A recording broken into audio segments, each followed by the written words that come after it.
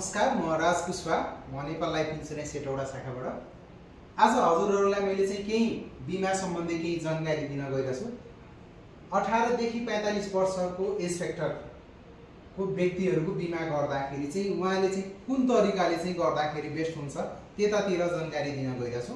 जस्तै हामीले चाहिँ यो 18 देखि 45 वर्ष भित्रको व्यक्तिहरूको चाहिँ के जिम्मेवारी हुन्छ। जस्तै बिमा चाहिँ किन गर्नुपर्छ भने जस्तै उहाँको फर्स्टमा चाहिँ के बच्चा पढाउने जिम्मेवारी हुन्छ, दोस्रो नम्बरमा चाहिँ अब बिहे दान हुन्छ र घर खर्च। यस्ता यो चाहिँ जस्तै सबैको अब यो 18 देखि 45 एज फ्याक्टरको त सबभन्दा पहिला त उहाँको उद्देश्य मेरो बच्चाको भविष्य कसरी उज्जवल हुन्छ त्यतातिर फोकस गर्नुहुन्छ। त्यसपछि उहाँको बच्चाको भविष्यपछि चाहिँ अब बिहे बारी चाहिँ कसरी चाहिँ उहाँको सम्पन्न हुन्छ त्यतातिर फोकस गरेको हुन्छ।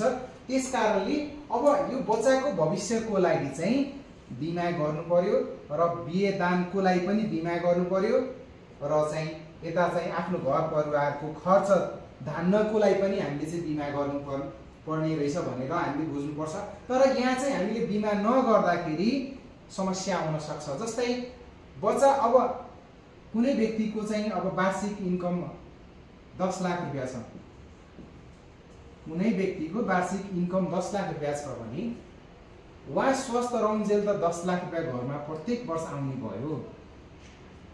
तर भोलि चाहिँ उहाँ अस्वस्थ हुँदाखेरि, भोलि उहाँ नहुँदाखेरि या मृत्यु नै भयो भने यो 10 लाख रुपैयाँ त उहाँको घरमा आउँदैन। त्यसपछि त समस्या स्टार्ट हुने हो नि त।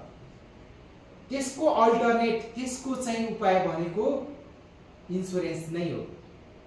यो 18 देखि 45 वर्षको एज फ्याक्टरलाई एउटा ठुलो जिम्मेवारी हुन्छ, जुन जिम्मेवारी उहाँले पुरा नगर्दाखेरि उहाँको फ्यामिलीमा अनेक समस्या आउँछ, आर्थिक सङ्कट आउँछ भोलि उहाँ नहुँदाखेरि।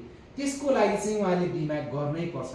भोलि बिमा गरेर जस्तै यो 10 लाख अब वार्षिक इन्कमको लागि चाहिँ कम से कम अब उहाँको मानिलिनु 5 लाख रुपैयाँ खर्च छ, 10 लाख रुपैयाँ उहाँको वार्षिक इन्कम छ, त्यो मध्ये 5 लाख रुपैयाँ घर खर्च र बच्चाको स्कुल फीदेखि लिएर र पारिवारिक खर्चमा जान्छ भने भोलि चाहिँ उहाँ नहुँदाखेरि यो 5 लाख त घरमा आउने भएन।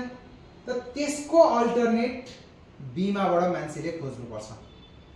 बिमा गरेर त्यो 5 लाखको अल्टरनेट खोज्यो भने भोलि उहाँको फ्यामिली सुरक्षित हुन्छ आर्थिक रूपमा।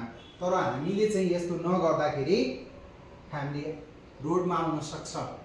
उहाँको जो व्यक्ति बिमा गर्नुभएको छैन उहाँको बच्चाको भविष्य उज्जवल हुँदैन, अन्धकार हुन्छ, भोलि चाहिँ अनेक समस्या आउँछ, आर्थिक सङ्कट आउँछ। त्यसको लागि चाहिँ बिमा एकदम अनिवार्य छ, बिमा गर्नै पर्छ। त्यो पनि एउटा खर्चलाई बेस मानेर भोलिका दिन यो खर्च कसरी मेरो फ्यामिलीले, मेरो वाइफले, मेरो बच्चाले कसरी जान्छ त्यतातिर हामीले फोकस गर्नै पर्छ। झन् जिम्मेवारी कति 18 देखि 45 वर्षको व्यक्तिहरूलाई बढी रिस्पोन्सिबिलिटीहरू छ फ्यामिलीको, किनभने त्यो बेला उहाँहरू बच्चा हुर्केको हुँदैन। त्यसलाई मध्यनजर गरेर आफ्नो फ्यामिलीको मुख हेरेर हामीले इन्सुरेन्स पोलिसी गर्नै पर्छ। 5 लाख अब जस्तै हामीले 50 लाखको बिमा गरेको छौँ भने, बाइ द वे हामीले 50 लाखको बिमा गरेको छौँ भने भोलि तलमाथि जस्तै एउटा कसैको एउटा बच्चा छ, एउटा बच्चा छ भने उहाँको 5 लाख वार्षिक खर्च छ भने 50 लाखको उहाँले बिमा गर्नुभयो भने भोलि तलमाथि पर्दाखेरि बिमा कम्पनीले चाहिँ 50 लाख रुपैयाँ दिने भयो।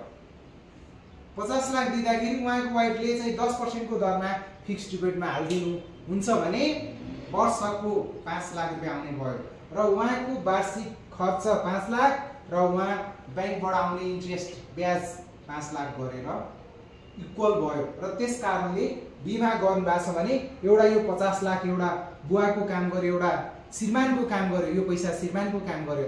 तर यस्तै उहाँले बिमा गर्नुभएको छैन भने भोलि चाहिँ उहाँको घरमा यो 10 लाख पनि इन्कम आउने भएन र खर्च गर्न पनि सक्दैन 5 लाख। अब उहाँको बच्चाको भविष्य अन्धकार हुन्छ। त्यस कारणले हामी सबजनाले बिमा गर्नै पर्छ।